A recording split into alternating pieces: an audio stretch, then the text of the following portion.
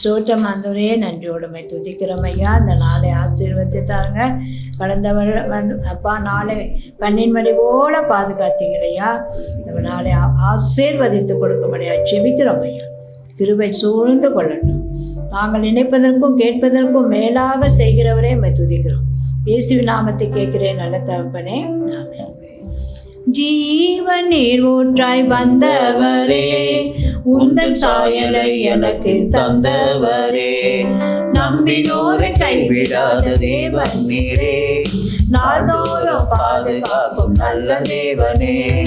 ஜீவன் நீர் ஊற்றாய் வந்தவரே, உந்தன் சாயலை எனக்கு தந்தவரே, நம்பினோரை கைவிடாத தேவன் நீரே, நாளோறும் பாதுகாக்கும் நல்ல தேவனே. அல்லேலூயா அல்லேலூயா பாடுவே, ஆனந்தமாய் ஆர்ப்பரித்து பாடுவே. அல்லேலூயா அல்லேலூயா பாடுவே, ஆனந்தமாய் ஆர்ப்பரித்து பாடுவே. ஆனந்தமாய் ஆர்ப்பரித்து பாடுவே. புயல் காற்றில் புகலிடமே, நான் போகும் இடத்தை அறிந்தவரே. புயல் காற்றில் புகலிடமே, நான் போகும் இடத்தை அறிந்தவரே. நான் உம்மை நோக்கி பார்க்கும் போதெல்லாம் கிருபை எனக்கு தாங்கிடுதே. நான் உம்மை நோக்கி பார்க்கும் போதெல்லாம் கிருபை என்னை தாங்கிடுதே. அல்லேலூயா அல்லேலூயா பாடுவோம், ஆனந்தமாய் ஆர்ப்பரித்து பாடுவோம். அல்லேலூயா அல்லேலூயா பாடுவோம், ஆனந்தமாய் ஆர்ப்பரித்து பாடுவோம். ஆனந்தமாய் ஆர்ப்பரித்து பாடுவோம். ஜீவனே ஊற்றாய் வந்தவரே, உந்தன் சாயலை எனக்கு தந்தவரே, நம்பினோரை கைவிடாத தேவன் நீரே, நாள்தோறும் பாதுகாக்கும் நல்ல நேசரே. சுத்த இருதயத்தை எனக்கு தந்தீர், செவ்வையான பாதையிலே நடத்துகிறீர். சுத்த இருதயத்தை எனக்கு தந்தீர், செவ்வையான பாதையிலே நடத்துகிறீர். உன் அலங்கத்துக்குள்ளே சமாதானமோ, உன் அரண்மனைக்குள்ளே சுகமோ தங்கும் என்று. அலங்கத்துக்குள்ளே சமாதானமோ, உன் அரண்மனைக்குள்ளே சுகமோ தங்கும் என்று. அல்லேலூயா அல்லேலூயா பாடுவே, ஆனந்தமாய் ஆர்ப்பரித்து பாடுவோம். அல்லேலூயா அல்லேலூயா பாடுவோம், ஆனந்தமாய் ஆர்ப்பரித்து பாடுவோம். ஆனந்தமாய் ஆர்ப்பரித்து பாடுவோம். ஜீவனே ஊற்றாய் வந்தவரே, உந்தன் சாயலை எனக்கு தந்தவரே, நம்பினோரை கைவிடாத தேவன் நீரே, நாள்தோறும் பாதுகாக்கும் நல்ல மேய்ப்பனே. எனக்காக இயேசு பூமியில் பிறந்தார், பாவங்களை மன்னிக்கவே இயேசு வந்தார். எனக்காக இயேசு பூமியில் பிறந்தார், பாவங்களை மன்னிக்கவே இயேசு வந்தார். உந்தன் சித்தம் செய்ய கிருபை தாரும், வாழ்நாளெல்லாம் உம்மை போற்றி பாடுவேன். உந்தன் சித்தம் செய்ய கிருபை தாரும், வாழ்நாளெல்லாம் உம்மை போற்றி பாடுவேன். அல்லேலூயா அல்லேலூயா பாடுவேன், ஆர்ப்பரித்து பாடுவேன். அல்லேலூயா அல்லேலூயா அல்லேலூயா பாடுவேன், ஆனந்தமாய் ஆர்ப்பரித்து பாடுவேன். ஆனந்தமாய் ஆர்ப்பரித்து பாடுவேன். ஜீவனே ஊற்றாய் வந்தவரே, உந்தன் சாயலை எனக்கு தந்தவரே. அல்லேலூயா சோதரம் அப்பா. நம்பினோரை நீ ஒருபோதும் கைவிடுகிற தேவன். அல்லேலூயா. புயல் காற்றில் எங்களுக்கு புகலிடமா இருந்தேன். எத்தனையோ போராட்டங்கள் மத்தியிலும் கூட ஆண்டவரே உங்கள் கிருபை எங்களை தாங்குகிறது ராஜா. உம்மை நோக்கி பார்க்கும் போதெல்லாம் ஆண்டவரே அப்பா எங்களை ஓடி வந்து தாங்கி பிடிக்கிறவரே உம்மை துதிக்கிறோம் தகப்பனே. அன்பு பெரியது, இரக்கம் பெரியது, உங்க கிருபை பெரியது அப்பா. மரித்தவனும் பாதாளத்துல இருக்கிறவனும் உம்மை மகிமைப்படுத்தவே முடியாது ராஜா. இதோ ஆண்டவரே எங்களை துதிக்கிற மக்களாக ஆண்டவரே அப்பா கிருபை செய்தீங்களே, அதற்காக கோடான கோடி நன்றிகளை செலுத்துகிறோம். எப்பொழுதும் கூட கண்ணீரோடு கவலையோடு இருக்கிற பிள்ளைகளுக்கு இதோ சந்தோஷத்தை சமாதானத்தை நான் தருவேன் என்று சொன்ன தெய்வம். இதோ உம்மை நோக்கி பார்க்கிற பிள்ளைகள் ஒருவரும் கெட்டு போகாதபடி எல்லோரும் நித்திய ஜீவனை பெற்றுக்கொள்ள கிருபையை தாங்க. ஒரு பிடி தானியம் லீவோனை போல அசையும் என்று சொல்லியிருக்கீங்க ஐயா. அப்படியாக ஆண்டவரே ஒரு பிடி தானியமா இருந்தால் அதை எடுக்க எடுக்க குறையாதபடி அப்பத்தை தண்ணீரை நீங்க ஆசீர்வதித்து கொடுங்க. பஞ்ச காலத்தில் திருப்தியாய் நடத்துவேன் என்று சொன்னீங்களையா. திருப்தியை கொடுக்க முடியா ஜெபிக்கிறோம் இயேசுவின் நாமத்துக்கு. வார்த்தை பிள்ளைகளுக்கு ஆசீர்வாதமா இருக்கட்டும். இந்த வார்த்தை தேற்றுகிறதா இருக்கட்டும். வார்த்தை ஜீவன் உள்ளது ராஜா. உலர்ந்து போன எலும்புகள்லாம் உயிர் பெறும் தகப்பனே. அப்படியாக வார்த்தை மூலமாக நீங்க மகிமைப்படுங்க. நசரேனா இயேசு கிறிஸ்து நாமத்தை கேட்கிற ஜீவன நல்ல தகப்பனே, ஆமென். ஆண்டவராகிய இயேசு கிறிஸ்துவின் நாமத்தினாலே மீண்டுமாய் உங்களை சந்திக்க கர்த்தர் கிருபை செய்தபடினாலே அவரை நான் ஸ்தோத்திரிக்கிறேன். இன்றைக்கு நித்திய ஜீவனை குறித்து நாம் அறிந்து கொள்வோம். நித்திய ஜீவன், அழிவில்லாத ஒரு வாழ்க்கை. ஹல்லேலூயா. ஜீவன் என்றால் உயிர். உயிர் இருந்தால் தான் வாழ முடியும் இல்லைங்களா? வாழ்நாள், அதாவது வாழ்க்கைக்கு முடிவே இல்லாத ஒரு வாழ்க்கையை தேவன் நமக்கு தரப்போகிறார். நித்திய நித்திய நித்திய நித்திய காலத்துக்கும் நாம் உயிரோடு கூட இருக்க போகிறோம். அல்லேலூயா. அப்போது நித்திய ஜீவன்னா என்ன அப்படின்னு நிறைய பேர் கேட்குறாங்க. நித்திய ஜீவன் நித்திய ஜீவன்றீங்களே என்ன அப்படின்னு கேட்டால், இங்கே இருப்பீங்களா, அப்படியே உயிரோடவே இருப்பீங்களா, உங்களுக்கு மரணமே வராதா அப்படின்லாம் கேட்குறாங்க.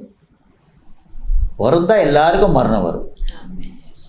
அது சரீர மரணம், ஆவிக்குரிய மரணம் கிடையாது.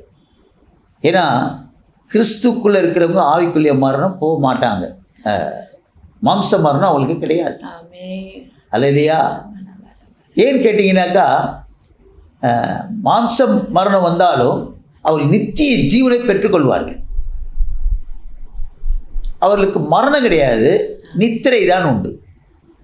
அல்லேலூயா. நித்திரை அடைந்தவர்கள் நிமித்தம் நீங்கள் மற்றவர்களைப் போல அறிவில்லாமல் இருப்பது எனக்கு சித்தமில்லைன்னு ஆண்டவர் சொல்கிறார். அல்லேலூயா. துக்கப்படாதீங்கன்றார். மரிச்சிட்டா கூட என்ன செய்யாதீங்க, பக்கத்தில் உட்காந்து அழுவாதீங்கன்றாங்க. ஏன்னா அவர் நித்திய ஜீவன் அடைஞ்சிருக்கார், நல்ல ஒரு இடத்துக்கு சென்றிருக்கிறான்னு சொல்லும்போது அது ஒரு சந்தோஷமான ஒரு காரியம்தான். கிறிஸ்துக்குள்ளே மரித்தா கவலையே இல்லை. கிறிஸ்துவை ஏற்றுக்கொள்ளாமல் மரித்தாதான் அழுணும். ஏன்னா அவங்க எங்கே சென்றுடுவாங்கன்னா பாதாளத்துக்கு போயிடுவோம். அல்லேலூயா. சரி, இது ஒரு பக்கம் இருக்கட்டும். நம்ம மரித்து பரலோகத்துக்கு போக போகிறோம், தேவனோடு கூட இருக்க போகிறோம், அது வேற. இங்கே நித்திய ஜீவன்னா என்னன்னு அறிஞ்சிங்கன்னா, வேதத்தில் யோவான் புத்தகம் 17வது அதிகாரம் 3வது வசனத்தை நீங்கள் வாசிச்சிங்கன்னா அங்கே தெளிவாய் நித்திய ஜீவனை குறித்து சொல்லப்பட்டிருக்கிறது. ஒன்றான மெய்தேவனாகிய உம்மையும், ஒன்றான மெய்தேவனாகிய நான் நானேன்னு சொல்லக்கூடிய ஒரே தெய்வம், ஒன்றான ஒரே தெய்வமான மெய்தேவன், பொய் தேவன் அல்ல. அல்லேலூயா. தரிசனம் காண்கிறோம் என்று சொன்னால் அபத்தமான தரிசனத்தை நாம் காணக்கூடாது. மெய் தரிசனத்தை நாம் காண வேண்டும். அந்த மெய் தரிசனம் எங்கே கிடைக்கும்னா உங்களுக்கு வசனத்தின் மூலம் தான் உங்களுக்கு தரிசனமே கிடைக்கும். தரிசனம் இது கண்ணால் அப்படி பார்க்கறதில்ல, காண்கிறதில்ல. தரிசனம் உணர்றது சரீரத்தில். அல்லேலூயா. என்னோடு கூட தேவன் இருக்கிறான்றதை நான் உணர்கிறேன், அதான் தரிசனம். போய் எட்டி பார்த்துட்டு வர்றதெல்லாம் தரிசனம் கிடையாது. கடவுளெல்லாம் நம்ம எட்டிலாம் பார்க்கலாம் முடியாது. பிரல்லத்து இல்லைங்களா? அல்லேலூயா. அந்த தரிசனம் அல்ல பிரியமானவர்கள. நித்திய ஜீவன் என்றது ஒன்றான மெய்தேவனை அறிவது, அதான் மிக முக்கியம். அல்லேலூயா. ஒன்றான மெய்தேவனாகிய உம்மையும், நீர் அனுப்பினவராகிய இயேசு கிறிஸ்துவையும் அறிவதே நித்திய ஜீவன். கிளீனாக கொடுத்துக்கிறார்.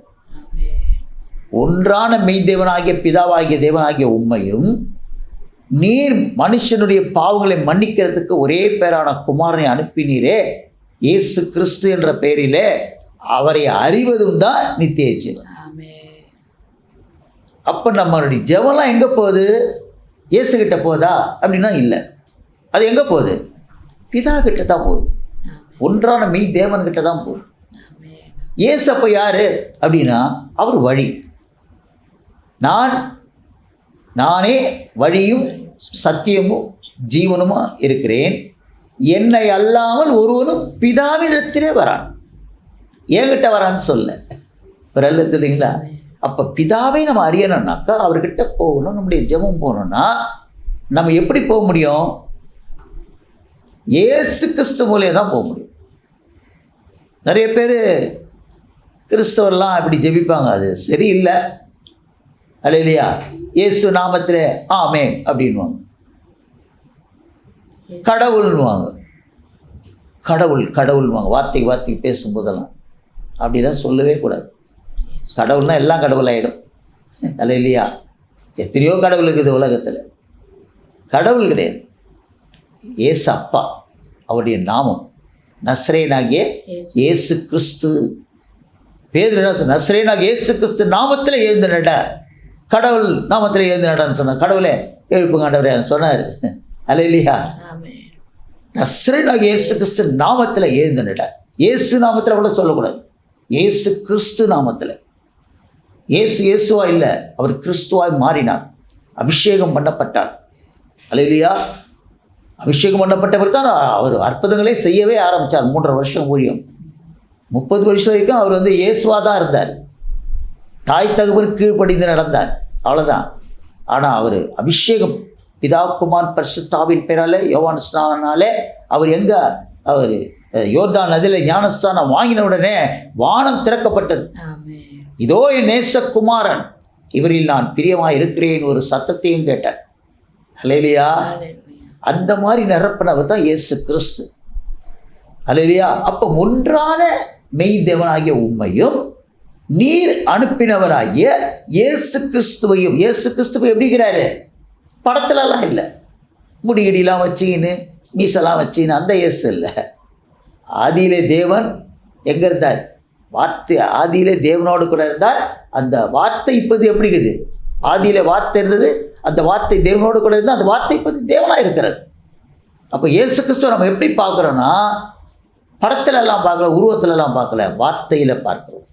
வார்த்தையான தேவன். அல்லேலூயா, கர்த்தருக்கு ஸ்தோத்திரம். அந்த வார்த்தையை அறிவது தான் நித்திய ஜீவன். ஒன்றான தேவன பிதாவாகிய தேவனையும் அவர் அனுப்பின வார்த்தையாகிய இயேசு கிறிஸ்துவையும் அறிவது தான் நித்திய ஜீவன். அவங்க தான் நித்திய ஜீவன். நித்திய ஜீவனா என்னது?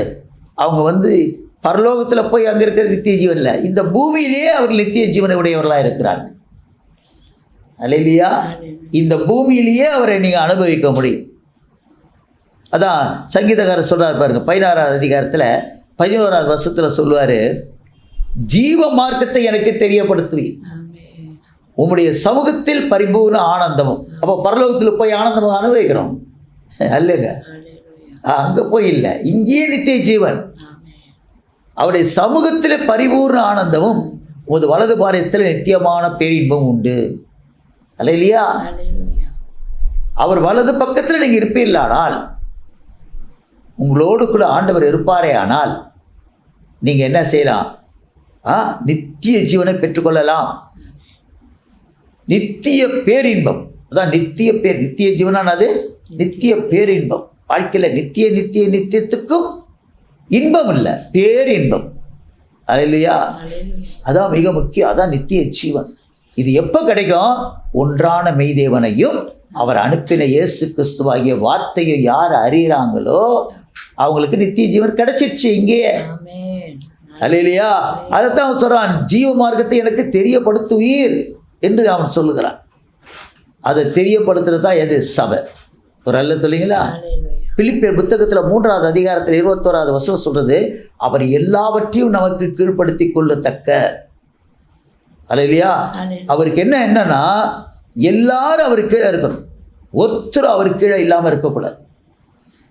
அவர் எல்லாவற்றையும் தமக்கு கீழ்ப்படுத்தி கொள்ளத்தக்க, அவருக்கு கீழே தான் எல்லாரும், அவர் தான் மேலே, அவருக்கு மேலே தெய்வம் யாருமே கிடையாது. அல்லேலூயா. மனுஷனும் கிடையாது, தெய்வமும் கிடையாது, அவர் தான். அல்லேலூயா. ஆனால் அவர் என்னமே எல்லாரும் உலகத்தில் அத்தனை பேரும் எல்லா நாவுகளும் அவர் அறிக்கையிடணும், எல்லா முழங்கால்களும் அவருக்கு முன்பாக முடங்கணும், மண்டியிடணும். ஒரு அல்ல சொல்லுங்களா? அதான் அவர் எண்ணமே. எல்லாவற்றையும் தனக்கு கீழ்ப்படுத்தி கொள்ளத்தக்க தம்முடைய வல்லமையான செயலின்படியே நம்முடைய அற்பமான சரீரத்துக்கு ஒப்பாக மறுரூபப்படுத்துவார். இந்த அற்பமான சரீரம் இல்லைங்களா, நீங்கள் என்னைக்கு மெய்தேவனை அறியறீங்களோ, என்னைக்கு அவர் அனுப்பின வார்த்தையை அறியறீங்களோ, அன்னைக்கு உங்கள் சரீரத்தில் வாதெல்லாம் காண போயிடும். ஏன்னா நீங்கள் மகிமையின் சரீரத்தை பெற்றுக்கிறீங்கன்னு அர்த்தம். அல்லேலூயா. ஏன்னா வார்த்தை தான் நீங்கள் பேசுகிறீங்க, வார்த்தையை தான் நம்புறீங்க. அல்லேலூயா. விசுவாசமுள்ள ஜெபம் பிணியாளிய ரட்சிக்கும். பிணினா என்னது? வியாதி. அப்போ உங்கள் சரீரத்தில் வியாதி இருக்குதுன்னா நீங்கள் விசுவாசத்தோட ஜெபம் பண்ணீங்கன்னா அந்த நம்பப்பட்டு உறுதி காணப்படாத நிச்சயம் வார்த்தை, அந்த வார்த்தை என்ன செய்யும் நீ நம்பினீங்கன்னா உங்கள் வியாதி உங்களை விட்டு போயிடுங்க. அதாங்க நித்திய ஜீவன். சொல்லுங்களா? அல்லேலூயா. நீயும் அநேக ஜாதிகளுக்கு கடன் கொடுப்பாய். கடன் எப்போ? நீ கடன் வாங்கும் போது ஞானத்தோடு செயல்படுவீங்க. கடன் வாங்க வேணான்னு சொல்லலை, கடன் கொடுக்கறதுக்குனே ஒரு இடத்த வச்சிருக்கிறார் ஆண்டவர். அல்லேலூயா. கடன் கொடுக்கறதுக்குனே ஒரு இடத்த வச்சு, அதுதான் பேங்க்கு. காசு கடைன்னு வரும் பைபிளில். அவர் எப்படி கொடுத்ததுன்னா பேங்க்னு சொல்ல காசு கடை. அல்லேலூயா. கடை, அந்த கடையில் காசு தான் விற்கும், அந்த கடையை நீங்கள் வாங்கிக்கலாம். ஒரு அல்ல சொல்லுவீங்களா? அல்லேலூயா. இங்கே எல்லாரும் வட்டி விடுறாங்களா? அது வட்டி விடவே கூடாது. வட்டி விடுறதுக்கு ஒரே இடம் எது தான்? அல்லேலூயா. ஆண்டவரை இயேசு கிறிஸ்து மாத்திரமே. ஜெபம் பண்ணுவோமா? அன்பான தேவனே, அருமை இரட்சகரே, உமது நாமம் மகிமைப்படட்டும். அல்லேலூயா.